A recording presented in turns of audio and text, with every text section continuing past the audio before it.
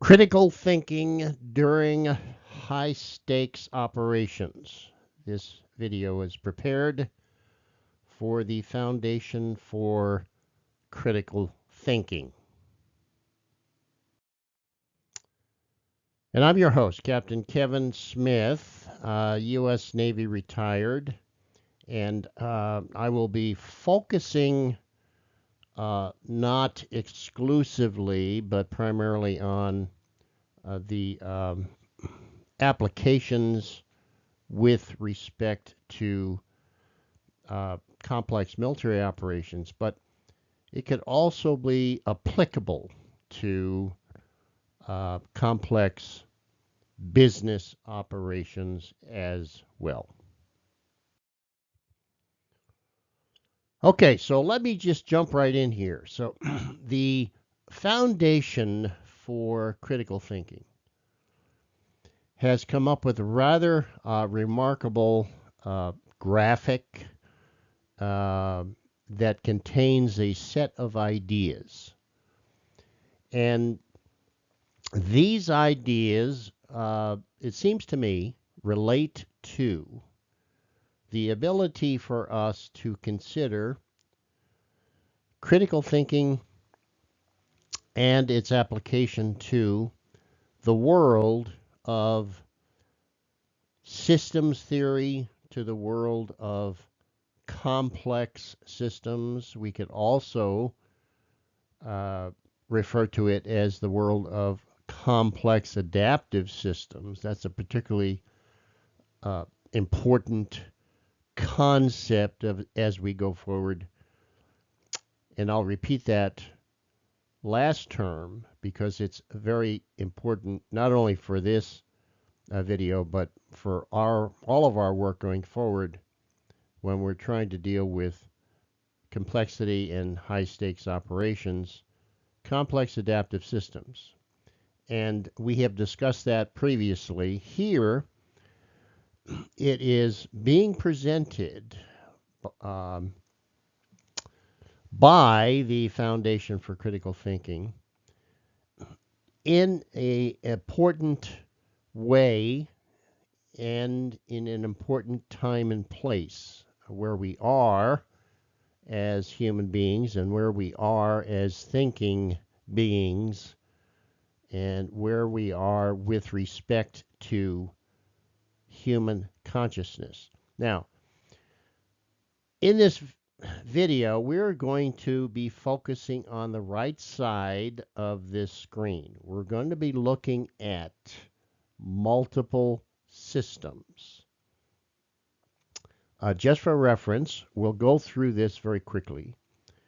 If there is no system involvement in what we are dealing with, then it calls for stating a subjective preference, a subjective opinion, and it analytically cannot be assessed, or it is difficult to do that. If we are talking about a single system, that requires evidence and reasoning within a system.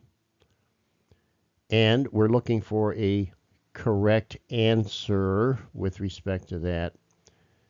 And the Foundation has clarified that as knowledge.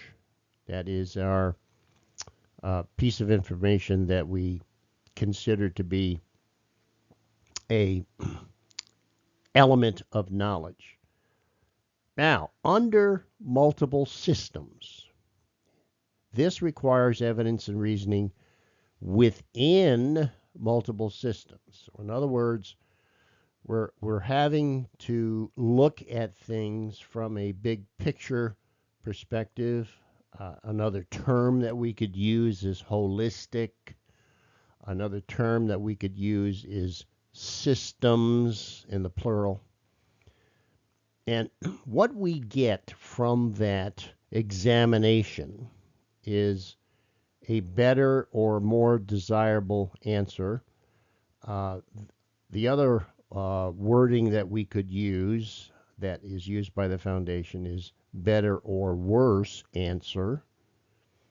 And this then leads to what is called judgment. Now, judgment is an important cognitive process and cognitive characteristic, and it does require us to think more along the lines of analytics, more along the lines of analysis, and it is doesn't really lend itself to or ad hoc reasoning or knee-jerk reaction. That's not what we really mean by judgment. Judgment is a conscious attempt to examine the situation in a clear and complete way. Okay, now, having said that, it's important for us to begin to understand what exactly is judgment and how are we to consider it, how are we to employ it, and how are we to use it effectively.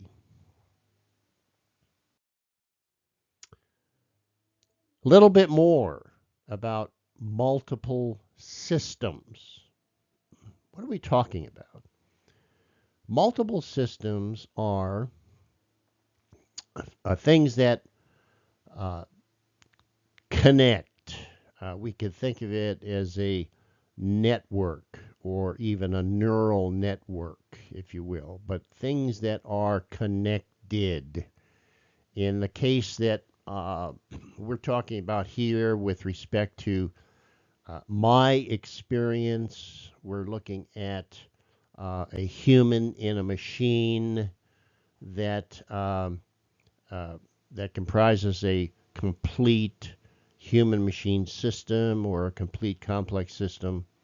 We're looking at the human as one system, we're looking at the machine as another system, and there may be another machine or another human. So it could be more than two, it could be three, it could be more than three. If it is in fact three, then it is by definition a complex system. So multiple systems can also be considered to be complex system. Once we have that as our key aspect of reality, then we have to deal with it in a certain way, and this certain way is not very well understood, unfortunately. The Foundation for Critical Thinking helps us considerably in this regard. Multiple systems require evidence and reasoning within multiple systems, and as such, we are going to be venturing into what often is considered to be uncertainty.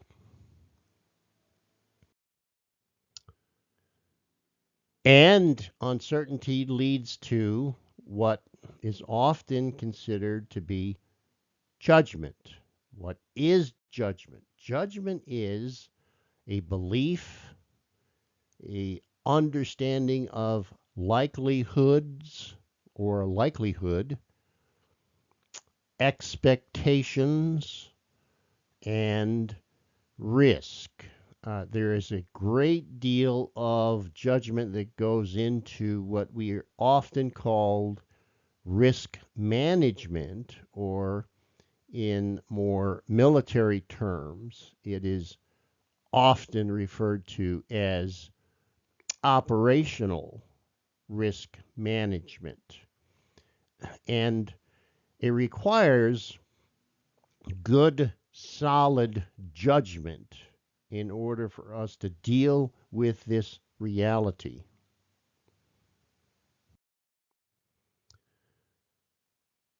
Now, we also talk about high stakes operations. Now, what exactly do we mean by that? And this is particularly important. Most business operations are high stake. I would say all military operations are, in fact, high stake operations, whether it is preparing for combat or actual combat. These are high stakes operations. High stakes operations are almost always mission critical. So those two terms go hand in glove. So when you encounter a particular aspect of reality, when you have been given the task of solving a serious problem in your organization, often that has occurred in my career as well. The first order of business is to figure out not what to do, but how should I or how should one think about this particular situation? And let's clarify exactly what it is. If it's high stake, is it mission critical? And what is actually on the line here? What is it? It could be even the survival of the organization. That could be one of the stakes here. It could be survival. It could be mission success or mission failure. It could be those. So these are all highly critical in terms of the consequences of not being successful during this operation. Okay, now as we go through this, I'm going to be going forward and then looping back a little bit to try to emphasize key points. This is not going to be necessarily a linear presentation. It's going to be more of a conversation, how typically conversations go. And so this is going to be a conversational style presentation. It's not going to be necessarily strictly linear. In the case of high stakes operations, exactly what do we need to consider? Now, the reason why I'm spending some time here is because I think that in my experience, one of our biggest challenges, one of our biggest shortcomings is we always like to jump to conclusions. We have a problem that crops up and we immediately try to formulate a solution to the problem without truly understanding what the problem is. When we are faced with that during the performance of a purposeful activity that we have called a high stakes operation, we should consider the following. Exactly what is this operation or mission? Let's describe it in a comprehensive mission statement. What exactly is this operation or this mission that we intend to or that we are actually engaged in at the moment? And then, what is the situation? Okay, now here the situation comes in two forms, or we can say in two packages. Number one is the apparent situation, and the other one is the clarification of exactly what is going on. That's why I have step number 3 here is clarification. That's crucial, and here is where we start looking at the critical thinking taxonomy that has been developed for us by the Foundation for Critical Thinking. That's a great taxonomy, and here we can pull out some key aspects of that taxonomy, and we can look at intellectual fairness, which basically means to look at things objectively without bias. We can look at intellectual courage. We can look at intellectual humility, which is key here because let's all of us agree right up front that we may not know everything that we need to know. Okay. And so we are going to spend some quality time on the front end to clarify exactly what is going on. And sometimes, in many cases, often in military operations, we can say in almost all cases, we need to clarify because there is deception out there, there is confusion, there is uncertainty, there is ambiguity out there. And so clarification becomes crucial. The next item is selection. We select a particular course of action. Now, here is judgment. Okay, judgment is part of what we would consider to be decision making. We could also refer to that as decision theory. That's fine. We have to make a judgment. Judgment is necessary. In other words, we have to look at what are the alternatives and to select the best alternative among the set of known alternatives with respect to how we should deal with this situation. Okay, so selection or alternative selection is the key here. And then we activate or we execute this particular alternative. In other words, we put in place, we perform some kind of decisive action. We put in place an activity that is designed to help us succeed in our mission and overcoming adversity. So we activate something such that it enables us to overcome adversity because we have encountered more than likely adverse conditions. And finally, completion is, in fact, mission success, or at least hopefully mission success. We do not like to fail. We would rather not fail. We would like to be successful in almost all of our endeavors. Now, having said that, occasionally there will be some failures. That's just the nature of reality. And we just learn from them and move on. Okay. Clarify the actual. We talked about that. This could not be more important here. When we are dealing with a high stakes operation, there's going to be a lot of confusion, a lot of ambiguity, a lot of uncertainty, and we have to be very, very careful that we have spent quality time on clarification. Clarify the actual. Bring clarity to the situation, and here is where critical thinking comes in, and that is front and center to our argument, that's front and center to our lives. If we don't have the ability to think critically, in this case, in most cases with respect to high stakes operations, we are going to fail. And that's just the way it is. It's a little bit harsh, perhaps, but I'm telling it like it is over many, many, many years of experience in doing such a thing. We have to spend quality time on clarifying the actual and bringing in our best abilities to think critically during this cognitive activity. Now, the environment. What is it about the environment? Now, here is where a lot of mistakes are made. Right up front, a lot of mistakes are made right up front. We tend to get bogged down in the specifics of the situation without considering what is the environment in which the situation resides. And that couldn't be more important.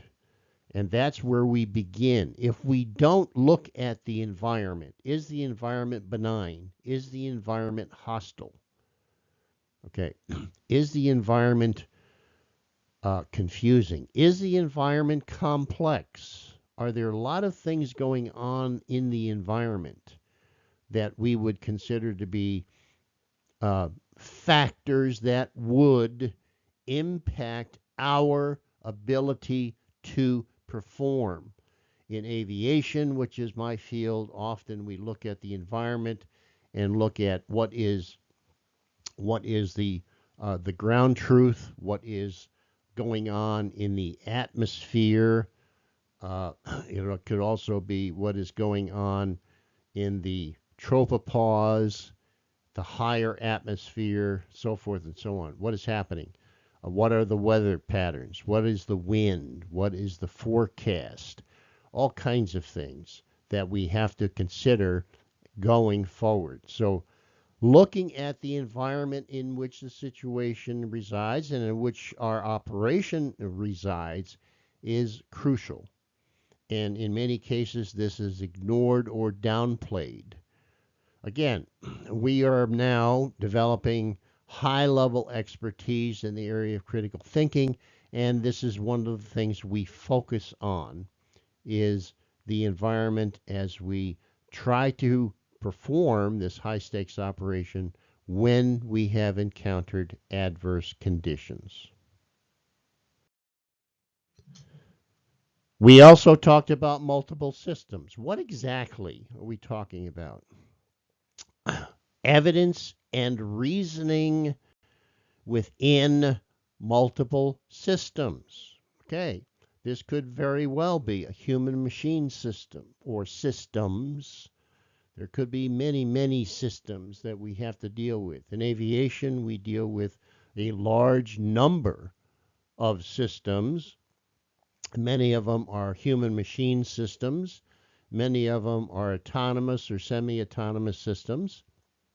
And many of them are strictly human systems. Nevertheless, we are dealing with multiple systems, and we have to consider, look for, and understand evidence and reasoning within multiple systems. That leads us to the consideration of likelihood, expectation, probability, and it also requires us to employ judgment.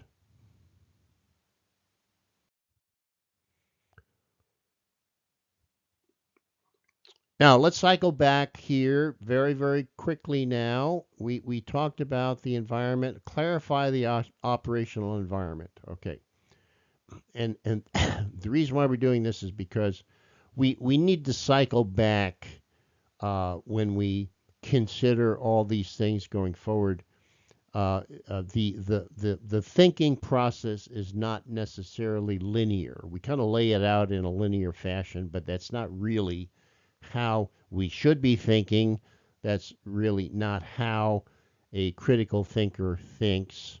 So we're going to cycle back very briefly here and look at what do we mean by the operational environment? How do we clarify it? Well, is the environment normal? Are there adverse conditions?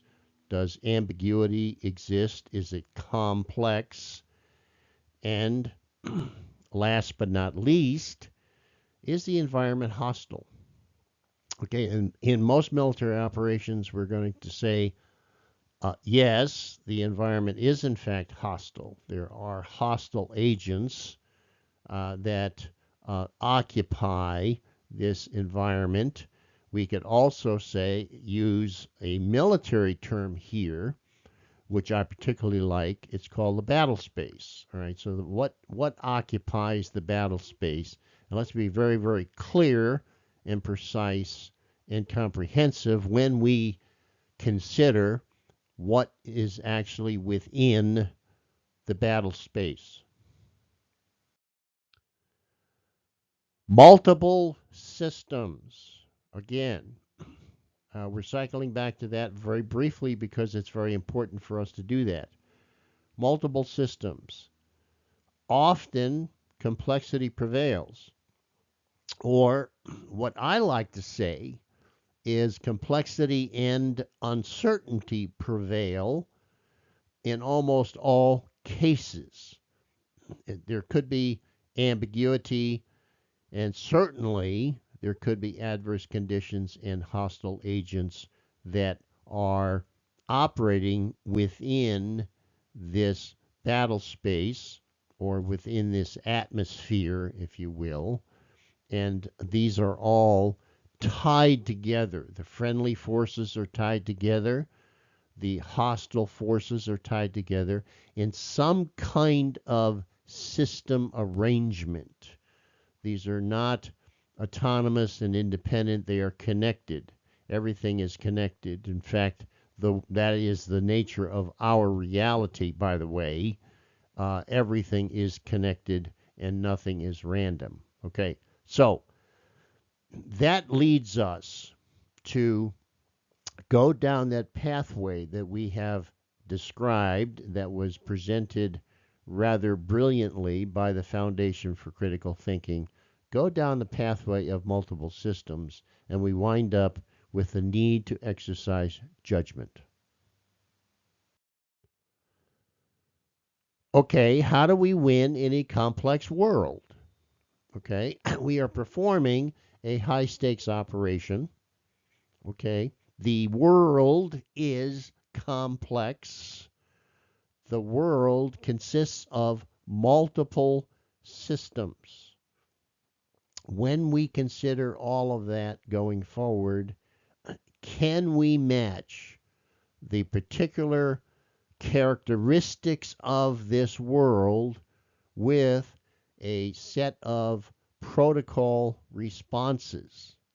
Now, that's a fairly new idea. Now, I'm going to say this in a way as not to cast judgment on anything or anyone, but I'm not saying that it is just emerged. No, it's been around here for a long, long time. I've been one of the leading proponents of developing a response protocol based upon the particular characteristics of the environment and the operation. So I'm proposing here that as part of our judgment exercise and judgment activity, that we develop a response protocol based upon the considerations that lead us to believe that there is a risk to mission success. All right, there is some level of risk. There is no, in any high stakes operation, there is no ironclad guarantee that the mission will be successful. There is always uncertainty. If uncertainty and complexity prevail, we are faced with a very challenging mental situation, very challenging to our cognitive ability to deal with it. It can be done, but it is not typically done well, as it turns out. And it is often very challenging. We have to rise to the occasion and meet this challenge head on, and we do it primarily by understanding the key aspects of critical thinking. Judgment, we talked about that. Let's cover that again in summary because we're getting to the end of this video. Judgment. What is it? Okay, we are planning, we are preparing, we are performing something. Inquiry and discovery is important. Preparation and planning, execution and evaluation. As we go through these key steps of our operation, our high stakes operation, when we have come across a situation in which something unexpectedly has happened, we have detected an event, or another way of saying that is that we have detected an event set. Often events come in sets of threes. They do not come in a singular fashion.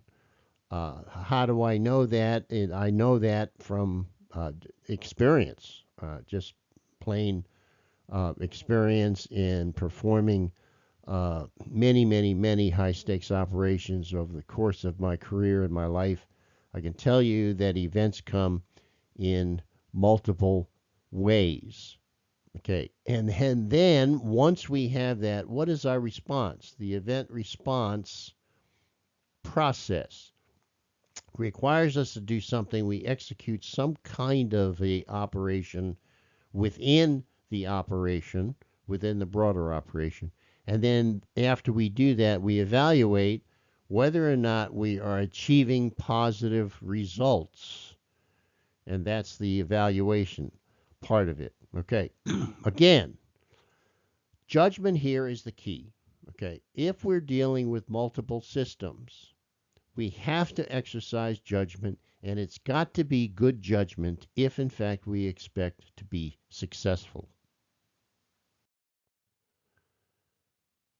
And judgment and risk management go hand in glove. Okay? Keep that in mind. Judgment and risk management, another way of saying that is operational risk management, they go hand in glove. So, if the risk is low, that activates a response protocol. If the risk is moderate, that should activate a different kind of response or a different response protocol. And if the risk is high, that should activate a different and a optimized response protocol, because we're dealing with not only a high stakes operation, but we're dealing with a situation in which the risk has risen to high or greater.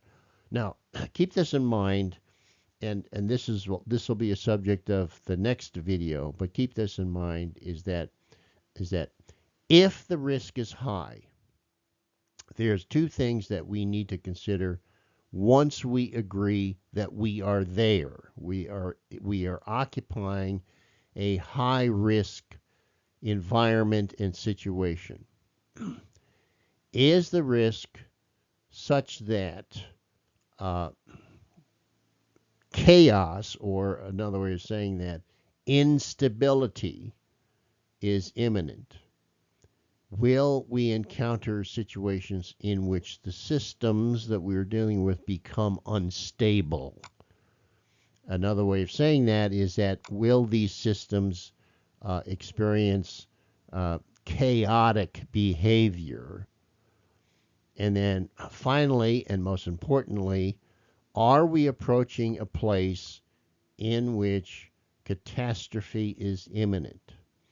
Those are the keys to this whole idea of judgment and risk management. We have to know exactly our situation in our condition first and foremost, and then we can deal with a effective response to this high risk area, or we can apply judgment with respect to risk management so as to prevent chaos and catastrophe and to prevent mission failure.